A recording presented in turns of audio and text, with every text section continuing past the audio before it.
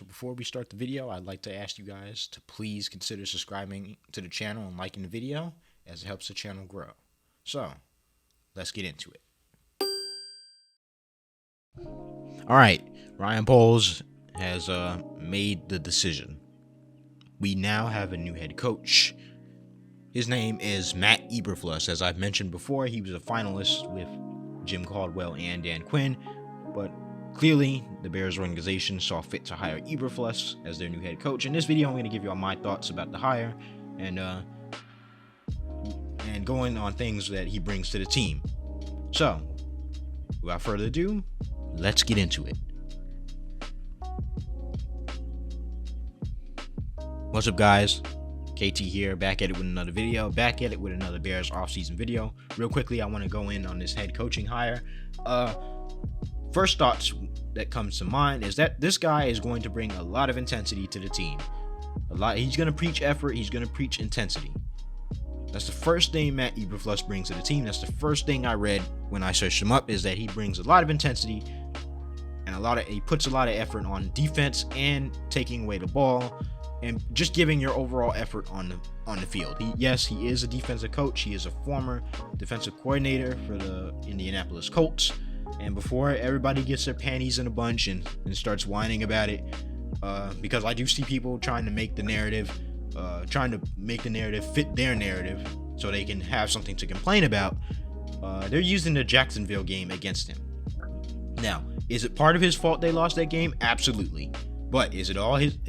If you actually watch the game and not using the narrative to fit yours, if you actually watch that Colts game, you would know that Carson Wentz played like absolute garbage.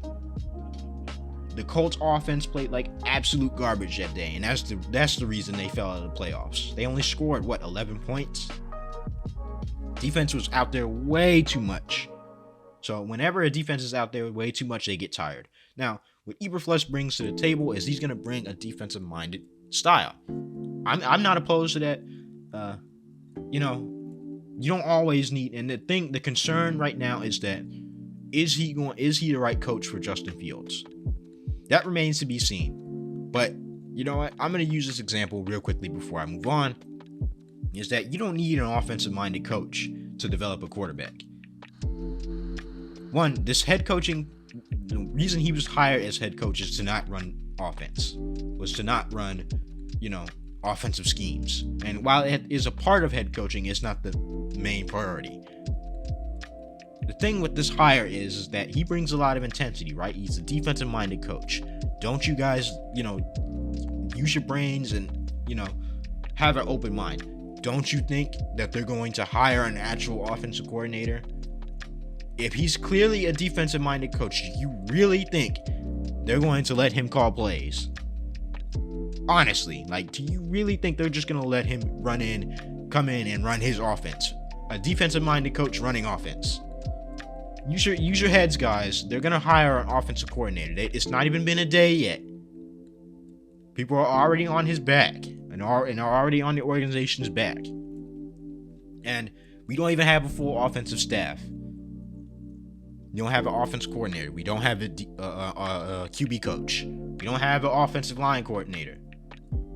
So, really, we need those. That's what this hire is banking on. Is that, are they going to hire the right offensive staff for Matt Eberflus? Who are they going to hire to be the offensive coordinator? That's what this is banking on.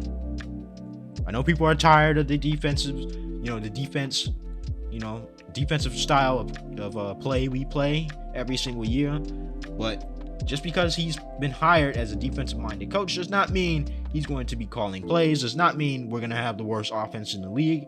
This just means that he's going to come in and preach intensity to the defense. He's going to improve our defense more, actually. He's going to get the most out of his talent on defense.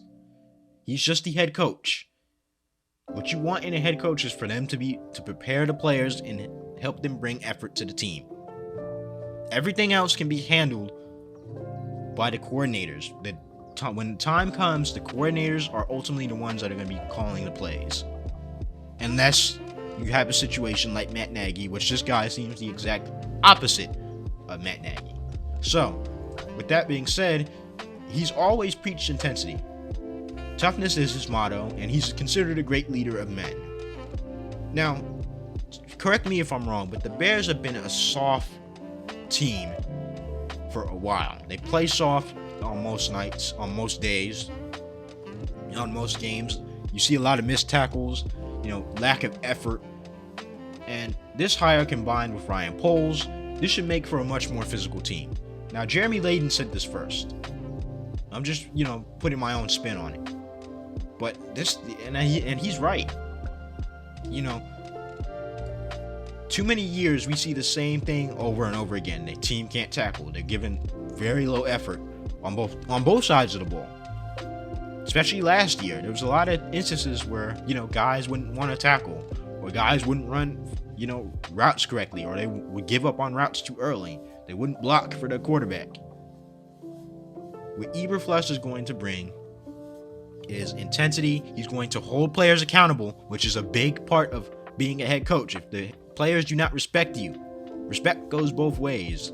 They got to respect that you're going to do what's best for the team instead of what yourself or for any single player. So holding players accountable is a big part of head coaching, not offensive coaching, not defensive coaching, head coaching. So that's what he's bringing to this team, is a physical mindset and an effort every single time. If you don't have effort, you're going to sit by me on the bench. Bottom line, period. So personally for me, there's not a lot to discuss about him because he's very one-dimensional. And I'm not saying that in a bad way. I'm saying it in a way where we know what this guy does. I know what he does. And I'm just going to live with that. I don't mind having a defensive-minded coach. Lovie Smith was a defensive-minded coach. He's very similar to Lovie Smith and Sean McDermott. Just because you don't have an offensive guru like people wanted in Brian DeBoer, which no disrespect to Brian DeBoer because his offenses were one of the best, but you don't need that when you're trying to develop a quarterback. You need a quarterback coach and an offensive coordinator. Yes, Eberflus will have to work with Justin Fields, but obviously if they hired him and it only took 2 interviews to do it, in one interview with the GM they clearly liked what they heard from this guy. Maybe Jim Caldwell's health isn't up to the task. He had a lot of ideas. Jim Caldwell had a lot of ideas for Justin Fields, but maybe his health wasn't up to the task of being a head coach. They never said anything about him not being an offensive coordinator. They did, Matt Eberflus did work for the Colts for a long time, and they have a Colts connection. So, and they've talked before. So, at this point, I see the game they're trying to play. They're trying to start from the ground up, hire an actual head coach, a guy who's going to be willing to coach this team into playing with effort. Then they're going to go get an offensive coordinator that can run his offensive scheme. Because Matt Eberflus does not have an offensive scheme. He's a defensive coordinator at heart. So they're going to go out and hire an offensive coordinator. They're going to go get a QB coach. And they're going to go get a defensive coordinator just for good measure. So I understand the game they're trying to play. I don't understand why people are trying to fit the narrative to what they want people to believe. And some people are just going to be mad just to be mad. I'm not stoked with the hire, but I'm not disappointed with the hire. But let me know what you guys think in the comment section below. If you enjoyed this video, please subscribe to the channel. Hit that notification bell so you get notified every time I drop a new video. Hit that like button. So it helps the channel grow. Follow me on social media. And to keep an open mind, guys. Don't be single-minded. Don't fall in with other people. You have to look on the bright side of things in life. And really be open-minded about certain things. I'm not saying be over-optimistic, but be open-minded about things. Don't keep a single-minded, thought about one thing just because it's not the guy you wanted to coach this team. So, with all that being said, I'm out. Peace.